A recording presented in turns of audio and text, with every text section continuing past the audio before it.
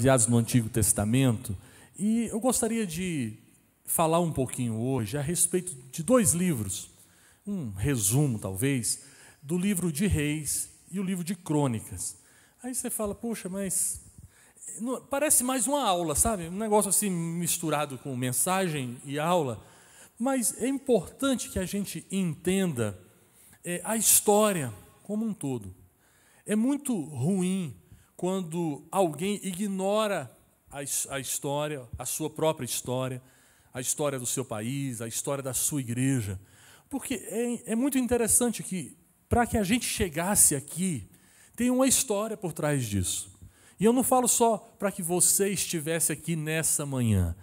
Para que a nossa vida estivesse da forma como está hoje, nós somos o resultado de algo que Deus está construindo, de geração em geração. Ele está fazendo alguma coisa.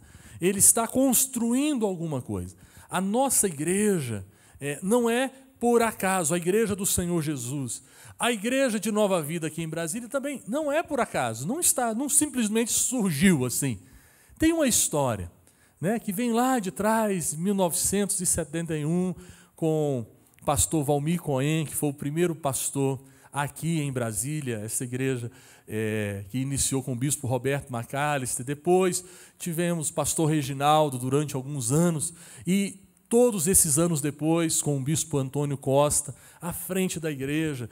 Cada centímetro de onde você está ocupando esse espaço tem uma história, cada vida. A gente às vezes encontra através das redes sociais pessoas que já estão em outros locais, em outras cidades, dizendo, a minha vida, a Nova Vida fez parte da minha história. Então nós estamos, todos nós fazemos parte de uma história. E você e eu estamos cumprindo um propósito de Deus no meio da história. Nós não temos uma segunda oportunidade. A nossa oportunidade é enquanto a gente está vivo. É esse momento. É muito ruim você olhar para trás somente com o saudosismo ou olhar para frente assim com uma perspectiva muito negativa.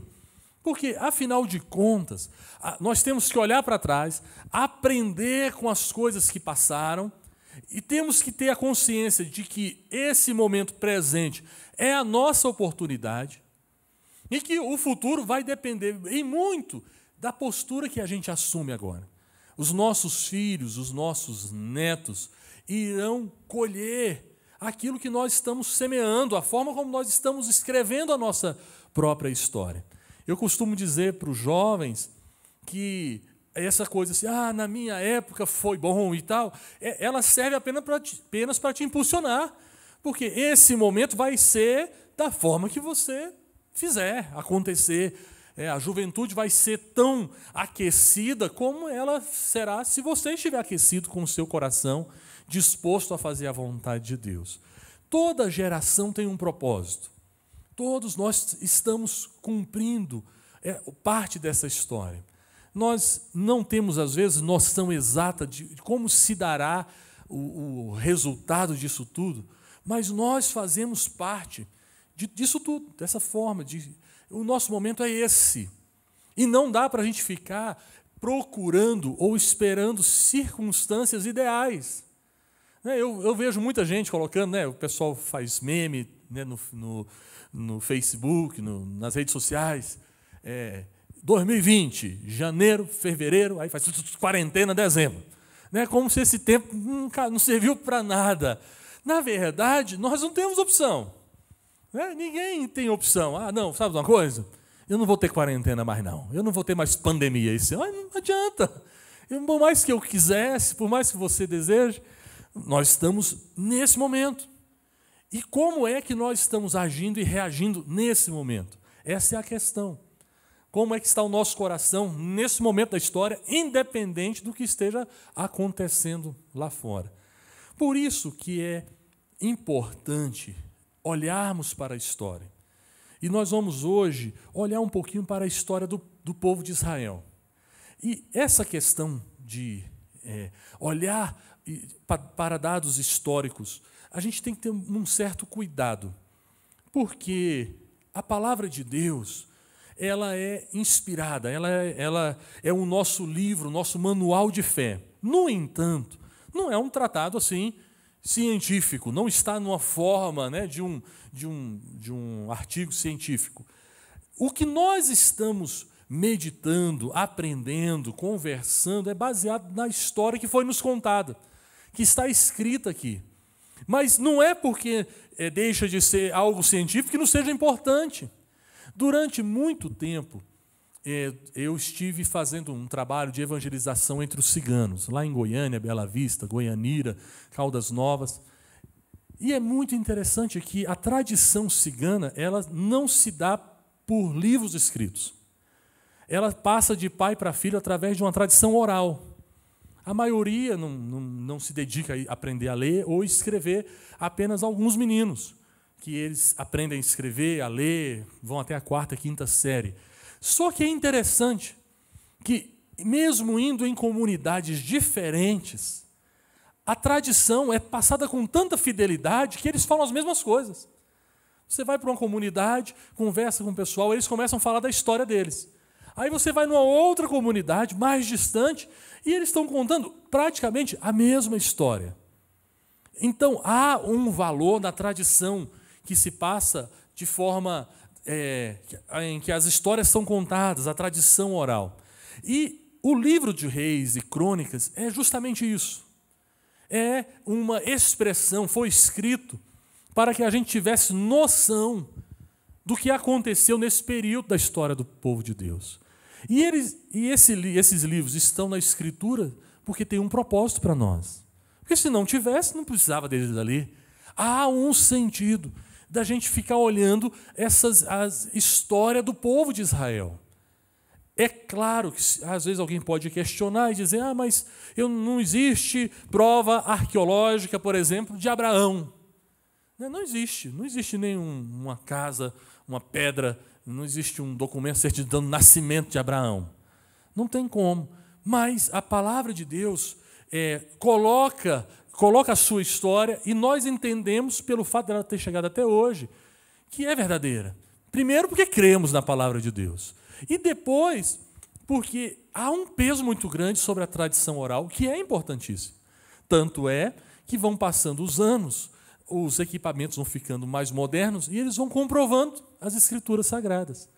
Até há uns 60 anos atrás, não existia nenhuma prova de que teve uma figura chamada Davi como rei de Israel. Até 60, 70 anos atrás, não existia nenhuma prova. Há esse tempo atrás, encontraram uma pedra que atesta, que prova que Davi existiu.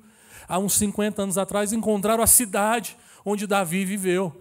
Ou seja, o que passou antes, se alguém estava dizendo, olha, Davi não existiu, porque não tem prova científica. Não, só não conseguiram chegar lá. Mas nós já sabemos, através da palavra de Deus. Eu estou fazendo essa introdução porque nós vamos usar a palavra de Deus como o pano de fundo, e ela é a verdade.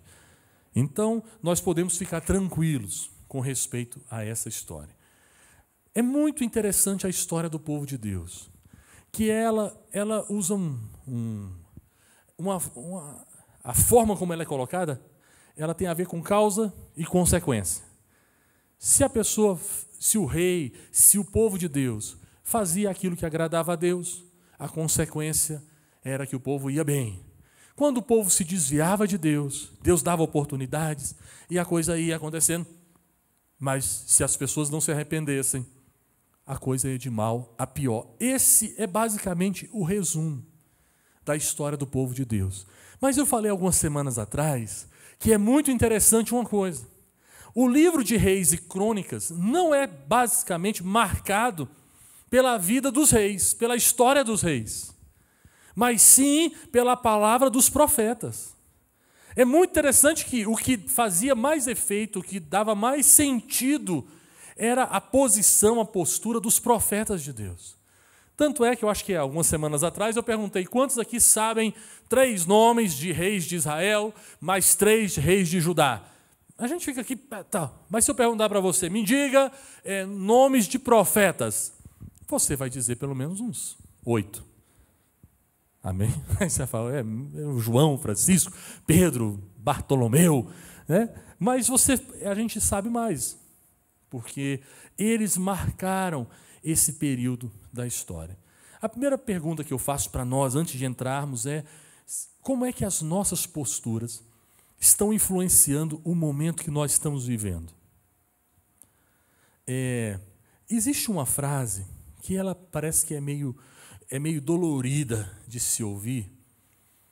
Alguém já disse assim, se pudéssemos trazer de volta as gerações passadas, possivelmente elas nos condenariam. Existe essa frase. E eu acho interessante, mas de certo modo, o que vivemos hoje também tem a ver com o que foi plantado lá atrás. Mas nunca se morreu tanto por conta de violência, por aborto, no planeta.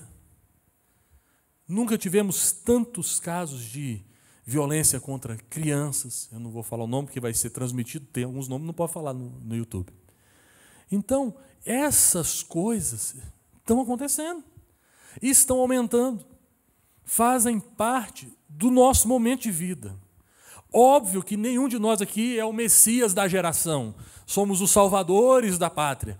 Mas o nosso posicionamento, a nossa postura como profetas de Deus. Porque não está vivo mais Elias, Eliseu, não está mais vivo Isaías, Ezequiel, não estão mais vivos Jeremias, eles não estão mais vivos. Somos nós os profetas dessa geração. Somos nós aquelas pessoas que temos a responsabilidade de levar a palavra de Deus. E essa palavra é que tem o poder de transformar uma geração inteira. Então, a nossa posição é muito, muito importante. Eu queria ler um texto da palavra que está no segundo livro dos Reis, capítulo 13, verso 1, apenas para exemplificar. E a gente vai entrar numa aulinha de história. Se você achar ruim, pode entrar no YouTube, né, assistir outra coisa, não tem problema nenhum não. Mas eu queria só compartilhar esse texto. Aí o interessante é quem estiver assistindo pelo YouTube falou, eu faço o quê? Né? Segundo livro dos Reis, capítulo 13, verso 1.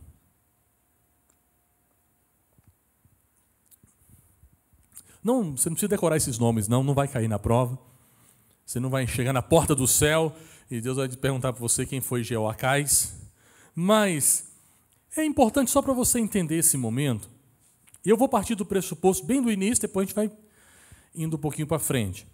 Diz assim, no 23º ano de Joás, filho de Acasias, rei de Judá, começou a reinar Jeoacás, filho de Jeú, sobre Israel em Samaria, e reinou 17 anos. Quando você lê um texto desse, quem não tem muito conhecimento desse momento histórico, passa rápido, né? Fala, meu Deus, mas primeiro que os caras escolhiam cada nome, né? Parece que era para confundir, Joás, Jeoacás, né? Parece que o negócio era...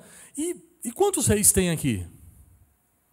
Aí você fala, mas espera aí, no 3º ano de Joás, filho de Acasias, rei de Judá, começou a reinar Jeoacás, filho de Jeú, sobre Israel. Espera aí, mas Israel não tinha um rei? Que é o Acasias? Não, espera aí, entendeu? A grande questão é que esse momento do povo de Deus, o povo está dividido. O reinado foi dividido. Antes, no primeiro momento de Israel, quando o povo voltou do Egito, eles foram, através de Josué, possuindo aquelas terras. Eles foram invadindo aquelas terras. Então começaram por Jericó, depois foi Ai, e eles foram expandindo. A palavra de Deus, no livro de Josué, diz o seguinte, ficou muita terra que não foi possuída por Josué. Tinha muita coisa que fazia parte da promessa de Deus, mas que não foi possuído. Ponto. Aí vem o livro dos Juízes. E a marca do livro dos Juízes é o seguinte, cada um fazia o que bem entendia. Aí Deus, né, foi levantando homens como juízes, e aí nós temos hoje, foi tão belamente contada a história de Gideão pela Michelle, eu achei tão bacana, ficou muito bom. E nós temos os juízes, Sansão, né? Tivemos uma série de juízes, mas o povo estava espalhado. E o povo clamou a Deus por um rei. E Deus, é muito interessante que Deus escolheu Saul. A gente às vezes fala, Deus escolheu Davi, mas foi Deus quem escolheu Saul também. Ele diz a Samuel, olha, eu separei um homem lá da tribo de Benjamim, Saul. Saul reina 40 anos. Depois de Saul, Saul se desvia do propósito de Deus. Deus levanta um outro rei. Esse rei é Davi. Nós estamos falando dele há bastante tempo. Ele reina mais 40 anos. Quando Davi morreu, Davi deixou um herdeiro. E esse herdeiro é Salomão. Salomão também reinou durante 40 anos. Saul, os primeiros 40 anos, foi um tempo de organizar.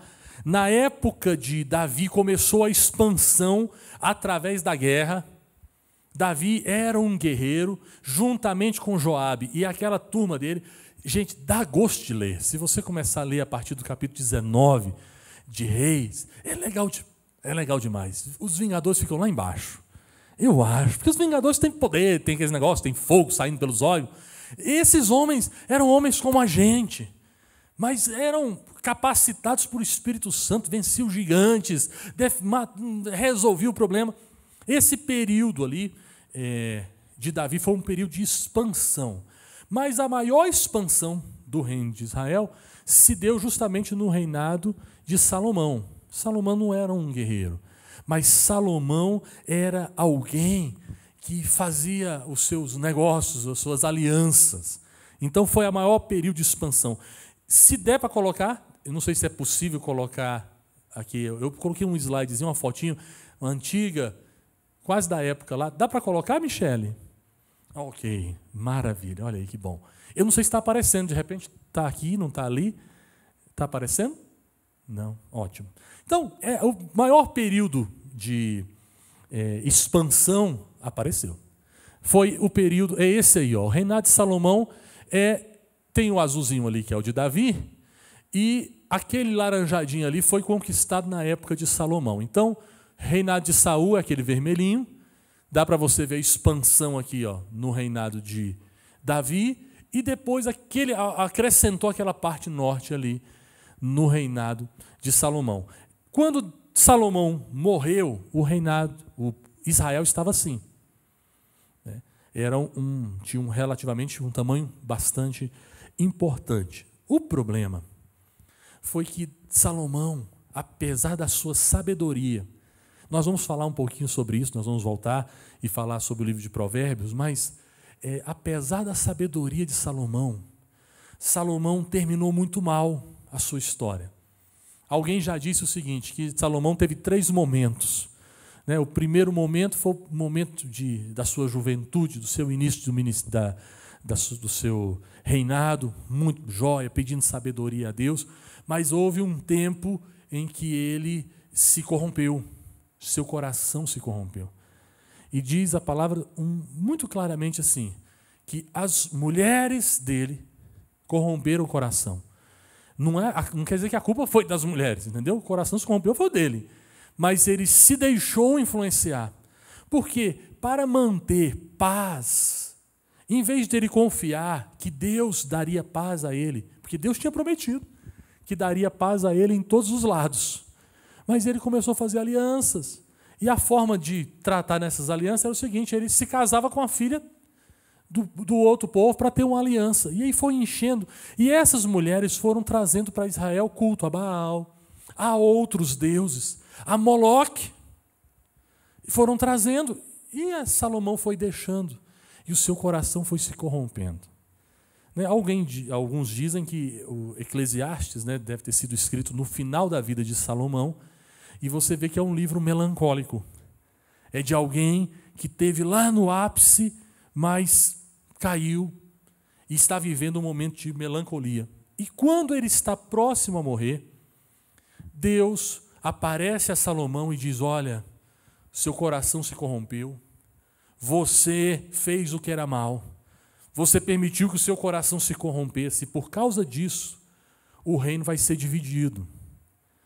mas eu vou deixar que parte desse reinado continue com a sua descendência por causa da aliança que eu fiz lá atrás com Davi, o meu servo. E eu acho uma frase linda demais quando Deus diz assim: ah, quem dera, Salomão, se você fosse como meu servo Davi, seu pai, homem segundo o meu coração. Mas se você vê o tanto de coisa errada que Davi fez, né, você fala, mas Deus, o senhor esqueceu? Sim, ele esqueceu.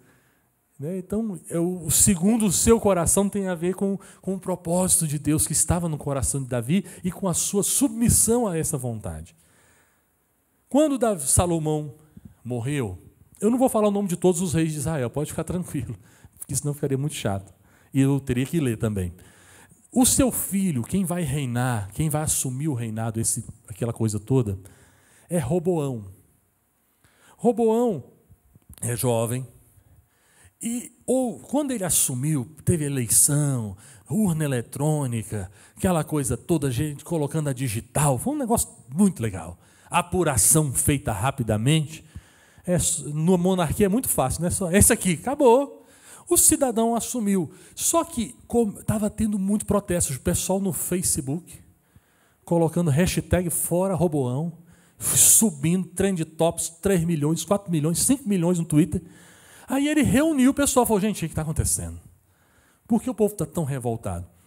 E aí, o que aconteceu foi que, para manter isso tudo, o encargo, os impostos, falar de imposto agora, né? Estão votando a reforma tributária, estão estudando ela aí, falar de imposto agora dá até agonia, perde o apetite.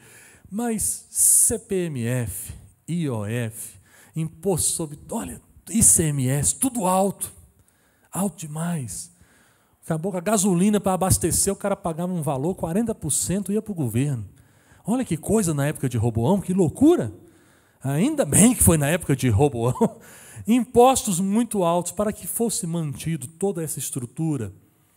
Salomão aumentou muito a carga tributária. E aí Roboão resolveu fazer uma consulta. E ele chamou os anciãos, que já estavam desde a época de Salomão, e perguntou assim, o que a gente deve fazer?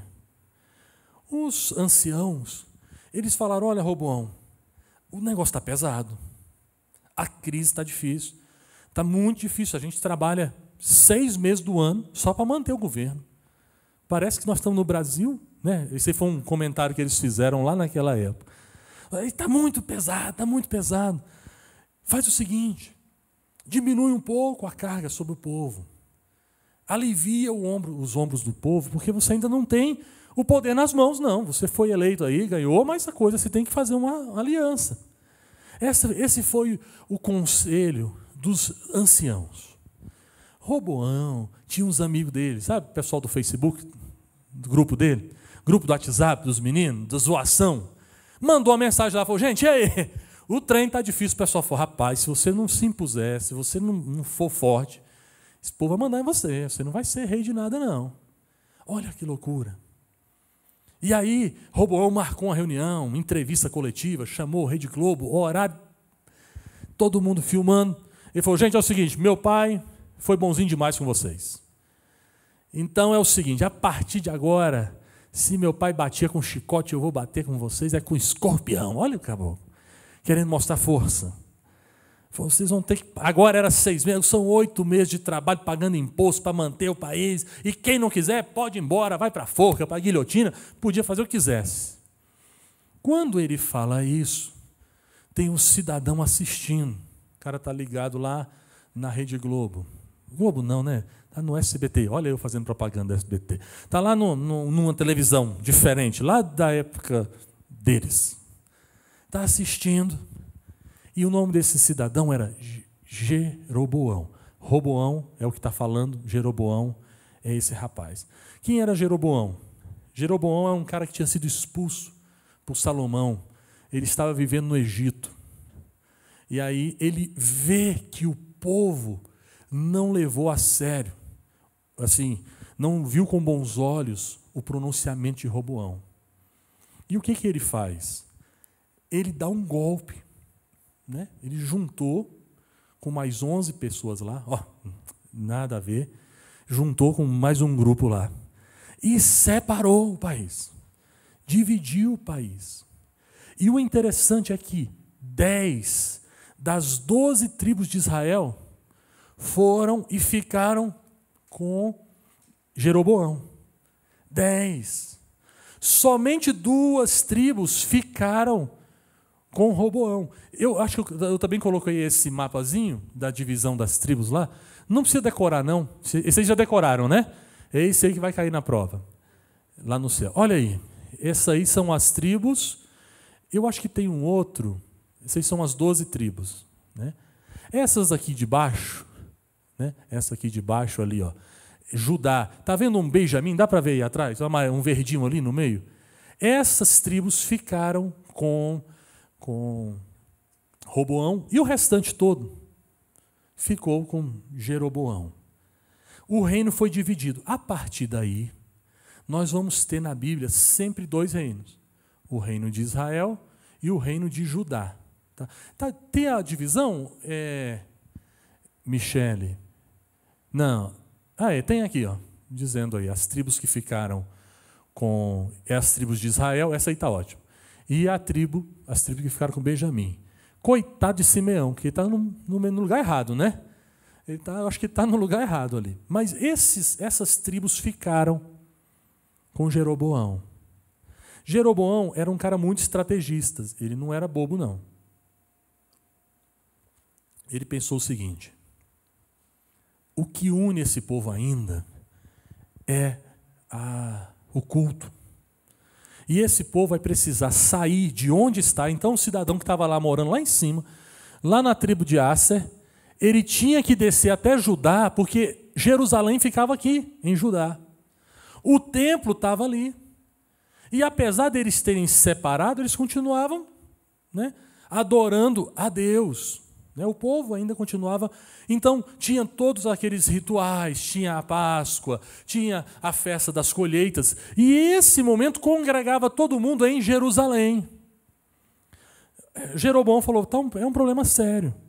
Quando o povo voltar para Jerusalém, vai voltar aquele sentimento de nacionalismo, vamos juntar tudo de novo, vamos defender o nosso país, vai acabar destruindo essa separação. Então, ele resolve criar uma capital para esse povo do norte. O nome dessa capital? Samaria. O local onde ficou essa capital? Ela ficou no monte onde Deus se apresentou. Assim, ela ficou no local que tinha aquele monte onde Deus falou com Jacó. Você lembra de uma história mais ou menos dessa? Uma mulher dando aula de história para Jesus? Jesus e a mulher samaritana. Olha a cabeça dessa mulher centenas de anos depois. Como é que a história pesa. Aquilo que a gente faz hoje muda muito lá na frente. Essa mulher está vivendo centenas de anos depois. Ela não tinha o YouTube, Facebook, não tinha jornal impresso, nada disso. Mas quando ela encontra com Jesus e ela percebe a sabedoria de Jesus, que Jesus é alguém diferente, ela fala: eu tenho um problema. Olha que interessante. Centenas de anos depois, ela tem um problema. E o problema dela tem a ver com adoração. Ela falou: olha, vocês judeus dizem que nós temos que adorar aqui, em Jerusalém, lá em Jerusalém. Os nossos pais dizem que nós temos que adorar no monte Geazi. Olha que interessante. A decisão desse Jeroboão estava causando confusão na cabeça de gente centenas de anos depois.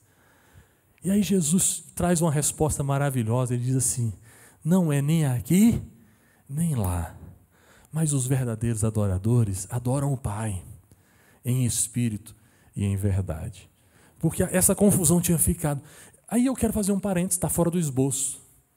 As nossas posições, as nossas teologias, aquilo que nós acreditamos, especialmente no que diz respeito às Escrituras, vão fazendo diferença, ou para o bem, ou para o mal. Eu fico pensando que Deus nos livre de deixar uma geração confusa com respeito às Escrituras Sagradas. Porque já tem tanta gente confusa, com tantas teologias que não são bíblicas. Tem tanta gente confusa com respeito a isso, como aquela mulher samaritana. Mas pastor, então eu não preciso do óleo ungido, eu não preciso da rosa para casar, eu não preciso de... e as maldições hereditárias? Né? Como é que... Pessoas que estão confusas por causa das doutrinas, e isso vai passando de geração para geração. Nem sempre foi assim. O cristianismo já foi mais tranquilo, mais leve, mais fácil. Mas a gente tem que tomar cuidado. Voltando para a mensagem. Jeroboão cria Samaria, coloca como a capital, começa a construir nos montes mais altos locais de adoração, que mais na frente vão ser corrompidos e vão ser usados para tudo quanto é tipo de deuses. Um detalhe muito especial, que o povo, nesse período, o povo todo, tem um resquíciozinho de idolatria. Os achados arqueológicos mais recentes, que mostram a cidade de Davi, né, que estão ali a 40 metros de profundidade da real Jerusalém, da Jerusalém que a gente anda lá.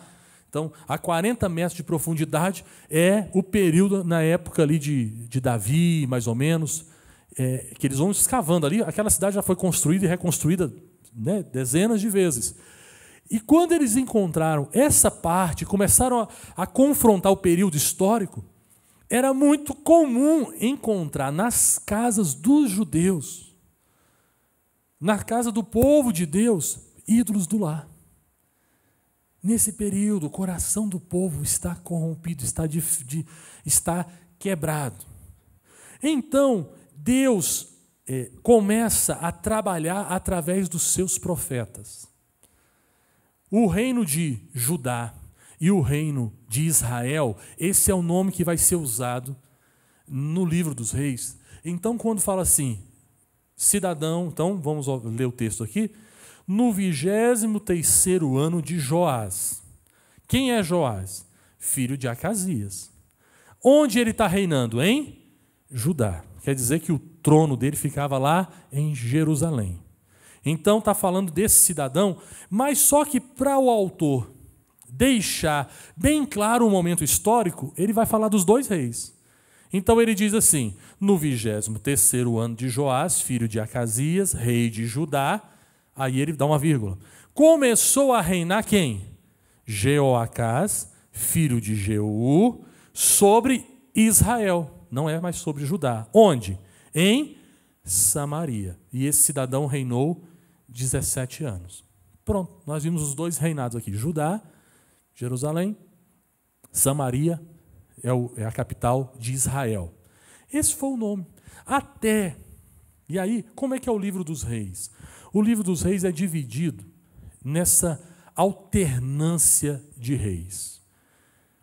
Israel, e é o primeiro reinado assim que eu quero resumir, durou 209 anos. A nação Israel com capital em Samaria. Eles tiveram 22 reis. Nenhum rei de Israel foi temente ao Senhor. Tá? Então não, porque a Bíblia fala assim, Josias, por exemplo, reinou Josias por 40 anos e fez aquilo que era bom diante dos olhos do Senhor.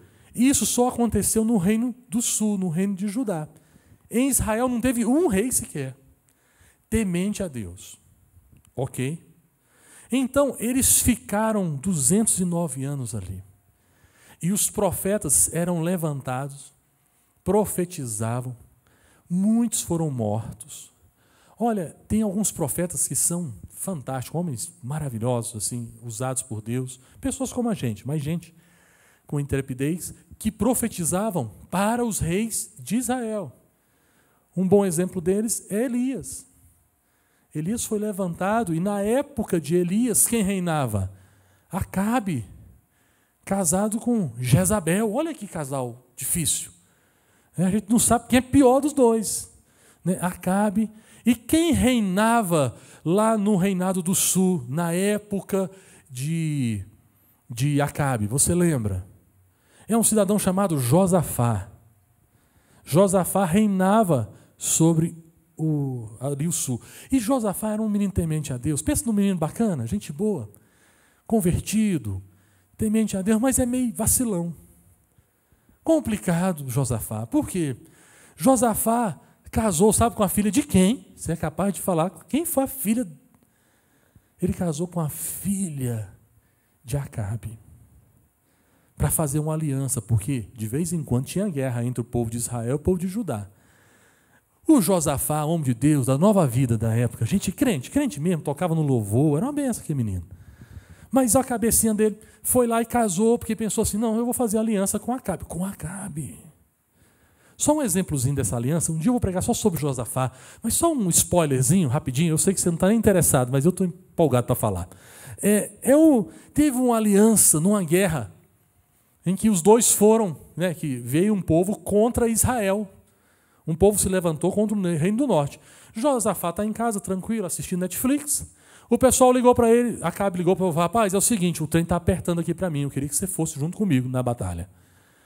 Aí Josafá falou assim, não, rapaz, o que eu tenho a ver com isso, cara? O problema é seu aí. Ele falou, mas nós temos uma aliança, nós somos parentes, a gente é, chegado. Aí foi. Quando Josafá chegou, falou assim, eu queria um profeta de Deus aqui, porque eu não estou acreditando que eu tenho que ir para esse negócio, não, porque ele era crente. Ele era crente. Naquela época não tinha a palavra escrita, então eram os profetas que falavam.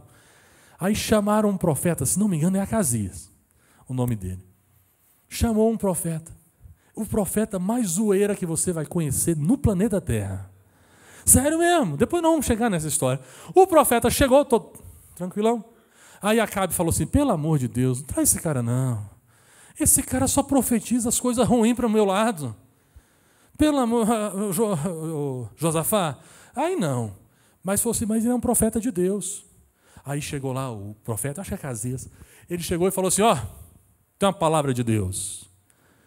Pode ir, Acabe, para a guerra, que Deus vai te dar a vitória.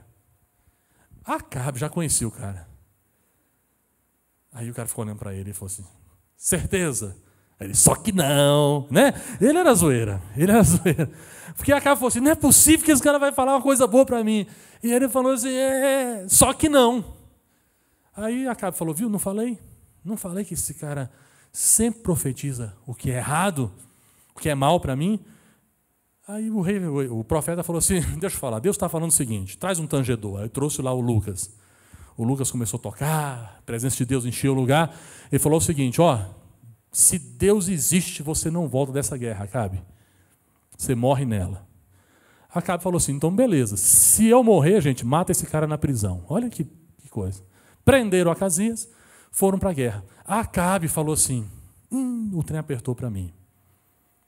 Olha a malandragem dele. Falou, Josafá, faz o seguinte, vai no meu carro, usa os meus cavalos, porque é o seguinte, a última pessoa que eles matam é o rei, e você é meu genro. Eu gosto tanto de você. Olha, não é só sogra que é ruim, não. Quer dizer, sogra, né? Sogra que é ruim, não tem nada a ver. Tem muito sogro, né? Difícil, esse era um sogro. Ele falou, não, você sobe lá no carro, você vai na minha frente, você vai me representando, porque o último que sobra é o rei. Eu vou no meio do povo, eu sou do povão. Mas ele sabia, porque Deus tinha dito que ele queria morrer, ele queria enganar Deus. O problema é que Josafá foi lá andando num cavalo real, e o rei que estava do lado de lá falou o seguinte, gente, não importa quem vocês vão matar, eu quero que mate Acabe. Os melhores soldados começaram a correr atrás de Josafá. E Josafá acelera, passa e tal, aquela coisa toda, loucura, até que ele tira o capacete e fala, gente, eu sou Josafá, o que está acontecendo aqui? Os caras pararam, porque eles iam matar achando que era Acabe. Olha, e Acabe está lá no meio, fingindo que está guerreando, né? Os caras derrotavam aquele, matei um aqui, aí voltava atrás. Diz a Bíblia que um cara do lado de lá, um arqueiro, jogou uma flecha para cima. Agora, eu acho muito interessante esse negócio também. Esse cara tinha que ser processado, porque o cara tem que jogar a flecha onde é. O cara falou assim, está sobrando uma aqui. Não, imagina assim, que não, sobrou, o que eu faço isso aqui? Vai que o cara vai, o meu chefe vai, sobrou flecha. Diz que ele pegou e jogou para cima, ao léu. Podia matar um soldado dele na guerra. Os caras, e jogou para cima. Que se exploda, vai embora. Usei tudo aqui, terminei meu serviço.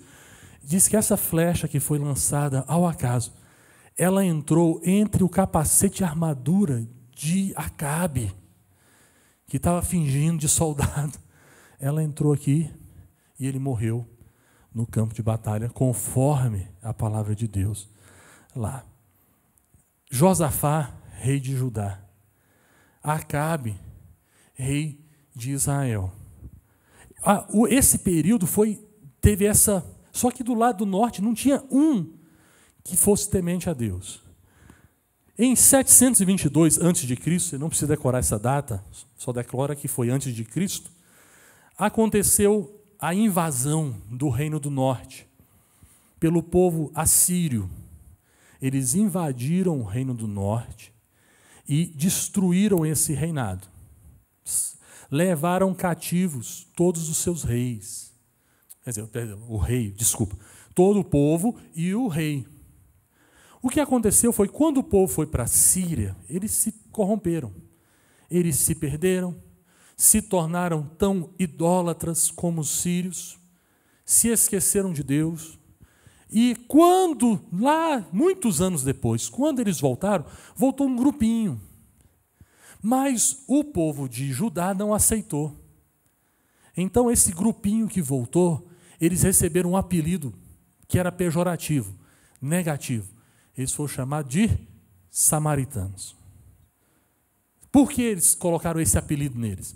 Porque, apesar de ser do mesmo povo, mas eles ficaram no cativeiro 135 anos. De cor, hein, gente? Eu usei a memória do tablet. 135 anos cativos. Quando eles voltaram, já tinham se corrompido totalmente. Porque era dito ao povo de Israel que eles só deveriam se casar com as mulheres israelitas. Eles se casaram, tudo bagunçado, e eles voltaram. Voltaram como um povo contaminado. Por isso que esse rótulo samaritano se tornou quase que um palavrão. São samaritanos. Para terminar, o reino de Judá também durou um pouco mais. Durou mais de 100 anos do que o reino, porque a Síria tomou todo o reino do norte ali, e Judá ainda continuou. Judá é muito interessante que ele tem uma alternância. Entra um rei que teme ao Senhor, o reinado prospera. Vem um rei que faz coisas ruins, que perde contra o Senhor, o reinado cai. Que se você quiser decorar, eu acho que não consegue nem enxergar. Se você enxergar, já tirou 7. Tá bom? Ali tem o nome dos reis de Judá. E aí, ali, os que faziam temente a Deus, e os que estão aqui para baixo, assim, com dislike, são aqueles que não faziam o que Deus gostava. É interessante, se você for olhar tudo isso, que a maioria não temia a Deus. Mas teve homens ali tementes a Deus, que serviram a Deus, que foram fiéis. Eu falei o caso de Josafá, mas tem um outro que foi muito importante. Eita, agora foi grande. Pode voltar só um pouquinho, porque vocês são isso. Obrigado. Que é Josias. Cadê Josias? Está aqui, ó. Josias reinou 31 anos. Foi quase o cidadão que mais reinou. Né? Ele perde ali para Manassés e Uzias. Mas esse menino, ele reina quando é criança. Ele assume o reinado ainda como criança. E ele foi a pessoa que voltou o culto. Ele pegou as escrituras sagradas, leu e falou, gente, todo mundo tem que ouvir isso. Esse menininho aí, Josias. Nós não vamos falar, obviamente, de cada um deles. Esse povo também foi levado cativo no ano 587. Então, você percebe que tem quase 200 anos a menos, né? Porque está diminuindo aqui, porque é antes de Cristo. No ano 587, eles foram levados cativos para onde? Babilônia. Foram para Babilônia e ficaram lá 70 anos. Por isso que quando o povo de Samaria voltou, o povo judeu já tinha voltado. Eles ficaram 70 anos. Só que houve um milagre, assim, lá no período da Babilônia. Quando se encontra os achados arqueológicos desse período, se percebe uma característica muito importante. O povo deixou de ser idólatra. A Babilônia serviu para isso. uma outra coisa que foi feita na época da Babilônia. Como eles não podiam ir para o templo, estou terminando, eles construíram as sinagogas, que não existiam sinagogas. Eles começaram a construir, e as sinagogas foram usadas por Jesus, foram usadas pelo apóstolo Paulo, para expansão do evangelho, tanto na região ali do Oriente, como na Ásia. Quando Paulo, por exemplo, vai para Éfeso, tem uma sinagoga lá. Paulo vai a Corinto, tem uma sinagoga lá. Quando é que esse negócio começou a acontecer? Na época que o povo estava na Babilônia. Quando eles estavam na Babilônia, eles resolveram condensar, compilar o Antigo Testamento. Lá surgiram um grupo de pessoas chamada escribas. Eles faziam cópias dos livros e foram compilando. Foram achados livros. É muito impressionante quando você vai a Israel e você encontra o trecho do livro de Isaías, que foi achado lá numa caverna no Mar Morto. É muito interessante que é quase a mesma coisa. Tem textos inteiros que são a mesma palavra, mudam uma palavra ou outra. O sentido é exatamente o mesmo. Os escribas iam escrevendo as escrituras, iam guardando, para que não se perdesse a palavra de Deus. Foi no período do exílio. O povo precisou passar por esses 70 anos. Depois, eles voltaram. Ponto. Aqui termina o período dos reis. E nós vamos continuar, depois nós vamos falar agora sobre o livro do Provérbios, e depois, quando a gente voltar e chegar no período histórico, nós vamos estudar algumas personagens, por exemplo, como Esté, que é do período em que o povo estava cativo. Mas o reinar... Aí você fala, mas tudo bem, eu fiquei aqui 40 minutos ouvindo isso, para quê? Primeiro, porque é a palavra de Deus. E é importante que a gente se alimente dela. Mas também para que você entenda a importância do que você está construindo. Alguém lá atrás vai olhar. Eu estive essa semana com o Bispo Antônio, a gente gravou um programa de rádio, e o Bispo Antônio eu fui lá tocar, e o Bispo Antônio foi contar a sua história. E eu achei muito bacana ver aquilo que Deus está fazendo, que Deus fez. Está fazendo? Fez. Ainda vai fazer. Mas por causa das decisões, da postura de um homem, de pessoas que faziam parte dessa história, de homens de Deus. Hoje, você é a igreja de Nova Vida, é esse momento agora. Não é a década de 60, 70, não é a década de 90, é agora, 2020, com pandemia e tudo. Somos nós que estamos escrevendo a história, é você que está escrevendo a história. Meu desejo é que quando você estiver com 80, 90 anos, e você estiver contando a sua história, possa estar falando daquilo que Deus fez através de você. Ah, mas eu não sou perfeito. Não, ninguém precisa ser. Mas que você possa estar contando daquilo que Deus fez. E quem está ouvindo possa estar vendo, possa estar presenciando aquilo que Deus fez através da sua vida. Amém? Graças a Deus. Eu peço que você fique em pé. Eu falei demais hoje, gente. Então eu vou fazer a oração, a gente vai encerrar. Mas eu agradeço pela sua paciência em ter assistido até esse momento. Feche os seus olhos por um instante. Pai querido, eu te agradeço pela tua palavra, que é boa, que é perfeita, que alimenta o nosso coração. Ó Deus, só o fato de ouvirmos a tua palavra, isso já traz esperança para os nossos corações. E vermos aquilo que o Senhor fez através de pessoas simples. Nós lemos esses nomes, ó Deus, às vezes até estranhos para nós aqui no Brasil, mas eram pessoas como nós. Ó Deus, os profetas de Deus eram homens como nós, cada um com as suas características, uns mais sérios, outros mais brincalhões, uns tinham mais liberdade para falar, outros foram mortos, outros sequer nós conhecemos porque foram mortos, assassinados. mas cada um deles teve a sua importância. E hoje, milhares de anos depois, nós estamos debruçados nesse período da história.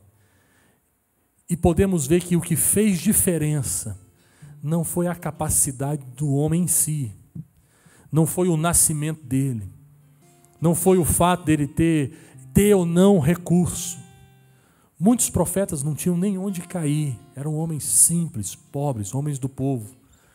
Outros profetas moravam no palácio, mas outros eram boiadeiros, cuidavam de gado.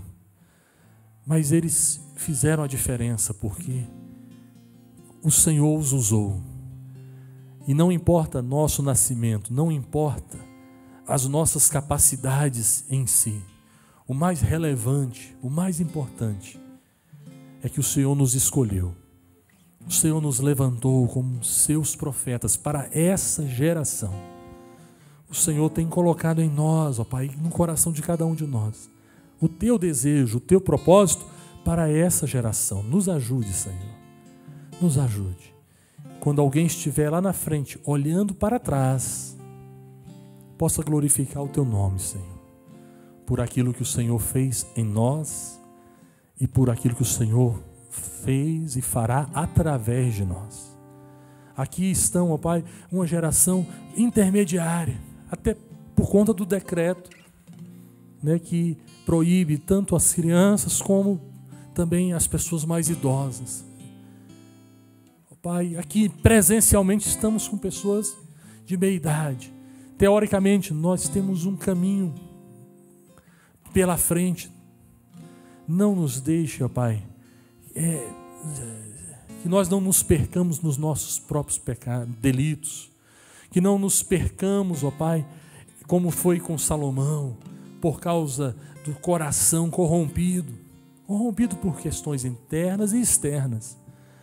Guarda o nosso coração. Como o próprio Salomão escreveu, enganoso é o coração do homem. Ó Deus, que o nosso coração confie no Senhor, absolutamente. Dependa de Ti, em nome de Jesus. Que a graça do nosso Senhor Jesus, o amor de Deus e as eternas consolações do Espírito Santo estejam sobre nós e sobre todo o povo de Deus que está espalhado pela terra, hoje e sempre. Amém e amém. Deus abençoe a todos, tenham um ótimo domingo, e aqueles que quiserem retornar à noite também são muito bem-vindos. Deus abençoe rica e abundantemente a sua vida.